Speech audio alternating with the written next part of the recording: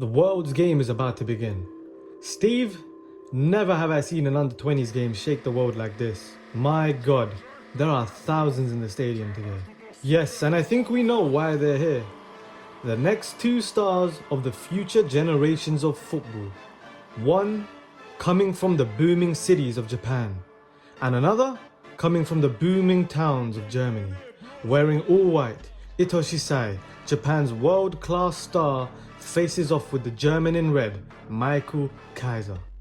Both coming from the generation World 11. My heart is beating. And for Real Madrid, we have a 4-3-3 position. In goalkeeper, we have Diego, and in the back four we have Camero, Sibacha, Jimenez and Edgar.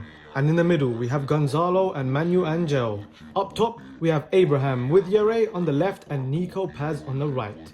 But the main star in the centre to control the game as a centre attacking mid, ITOSHI SAE lurks. But in Bayern Munich we have the infamous formation of a 4-2-3-1 wide, and from the back we have Schmidt in goal. Silas, Polak, Emchi and Bruckner are at the fullback. Alamu and Becker remain as CDMs, with the middle three having Pavlovic and Sen on the left and right. In the cam position, Ruger remains. Right behind the sole and centre striker, KAISER. Kickoff starts and Real Madrid is at home, when immediately Abraham passes the ball to Sae and the pressure is already pushed onto him. KAISER sprints forward with a smile as Bayern press forward, but Sae is quick to release it as he looks dead in the eyes of KAISER. "Oh, that's boring," KAISER says to Sae when the ball flies over to Paz on the right. Paz sprints forward and pings the ball into the middle to Abraham, but the ball is headed away. Bayern have the ball now, and they are quick to play up the field, but Real Madrid are staying back and holding their defensive line.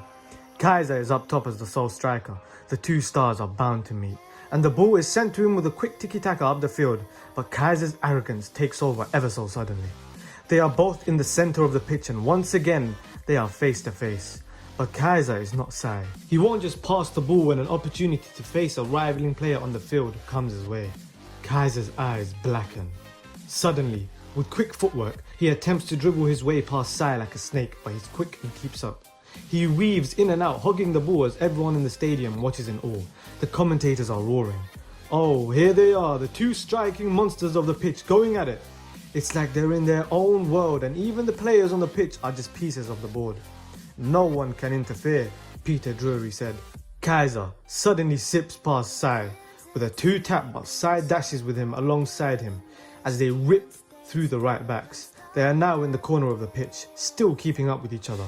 Sae's pride kicks in as he stares at KAISER while hundreds of calculations are buzzing in his head. He's driven KAISER to a corner now. His brain is pumping, his calculations are roaring, he can see everything. All the directions KAISER is going to go, all the possibilities. And when the wind blows, KAISER dashes with the ball, but Sae puts in his foot in time and deflects it away. Real Madrid runs it up the field on a quick counter since Bayern's defence is high up. Yere dashes through the left wing as Sae dashes up to the centre as KAISER follows closely behind him. Yere skills up the defender and dribbles closely on the line. He dribbles into the box looking for Abraham, but Sae is quick and is also in the box. He whips in the ball, but Sae isn't tall enough to reach it and Amchi clears it away. Perfect time to counter again. Sae had left KAISER waiting and lurking, waiting to collect the ball. KAISER's spatial awareness and metavision is at its peak. He knew exactly where to stay and predicted the next few sequences of play. As soon as he receives the ball, Gonzalez comes sliding in to tackle him. But with a clean roulette, he easily gets away. KAISER is fast and slithers his way through the field.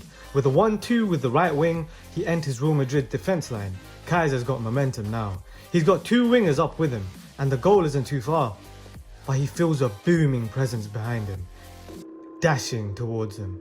Sae sticks his leg in on instinct, but KAISER spins away. Sae has his arm locked in his and holds him closely so he can't dash away. KAISER holds the ball as he performs numerous stepovers to catch him off guard, but his eyes are like lightning, keeping close watch of his foot movement. All of a sudden, KAISER attempts to perform an elastico, but instead of flicking the ball past, he taps it to the right wing. Sae's guard is caught off when he looks at the right wing for a split second. Instantly, seeing KAISER run into the box, he whips it in, and the stadium goes silent for a second. When Kaiser showcases his world-class weapon not even the world's greatest striker has. The Kaiser impact. Kaiser slams the ball into the goal and the crowd goes wild as Sae watches Kaiser celebrate with his team right before him. He keeps a cold and straight face as all the players get back to their positions. But as Kaiser walks over to his side, he stops right beside Sae. "Oh, what is this?" the commentator says as he watches the two converse. "ITOSHI Sae, you're a bit boring. You're lukewarm. You scored one goal." "Calm down," Sae replies. "You really have become a wimp now. Luna really made you pipe down, huh?" As soon as Sae heard that name, his eyes widened in rage as his aura bursts out of his eye. Kaiser attempts to walk away, but Sae grabs his shoulder as he feels the overarching presence. "You want to see what making someone pipe down means?" he asks. Kaiser smiles. "That's what I want." Alright, if you want a part 2, let me get straight to the point. Subscribe. Listen, this shit takes so long for me to do.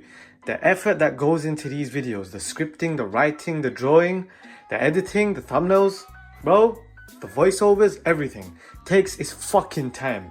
If you don't subscribe, you're just taking the piss. And listen, I ain't gonna release no part 2 if I don't get more subscribers. So get me to 11.5k. Fuck that, get me to 12k. Let's try push it. Now that is a big, I have big ambitions, you know what I'm saying? Let's rush past 11k, let's brush over to 12k. But yeah, listen, if you really want an episode 2, make sure you subscribe because this shit is fucking hard to do. And if it's not getting enough love, I ain't gonna continue it. And also, in the comments, tell me, who do you think's gonna win? ITOSHI SAE or Michael Kaiser? And also, to the real Michael, I'ma shout you out next video. It don't make sense for me to shout you out now in an actual What If series. And if you liked this episode, make sure you watch the even better What If. Any What If YouTuber, I don't care who they are, any Blue Lock YouTuber that does What Ifs, they ain't on my level. So make sure you go watch these What If Isagi had never lost his ego. Make sure you watch this series because I'm releasing episode 5. And episode 5 is Isagi versus Baro. Who will come out on top? And make sure you join the Discord. Love. Isagi is now the sole striker of his team. He's been fed a pass by his useless teammates and he's now ripping through the defense. As he looks at the scoreboard from the corner of his eye, he realizes he just needs one more goal to win the Nationals. Kira is pacing through the field like a bull behind him. One Ronaldo chop, another step over. And it's not long till he's face to face with the goalkeeper. He fears nothing as he glares into the keeper's eyes with the sweat dripping down his forehead. The keeper is dazzled by the grace of Isagi as he exhibits his flair, and as the keeper rushes forward with a sudden rainbow flick, he leaps over the keeper and blasts it into the goal. 2-1. Once again, he had carried his team all the way to the final and now won the Nationals. Looking around, he walks through the pitch like a battlefield of fallen soldiers and smiles when he catches Kira in his sights. He's destroyed his dreams once again. Lifting the trophy as his team cheers, inside of his heart, he feels sort of empty.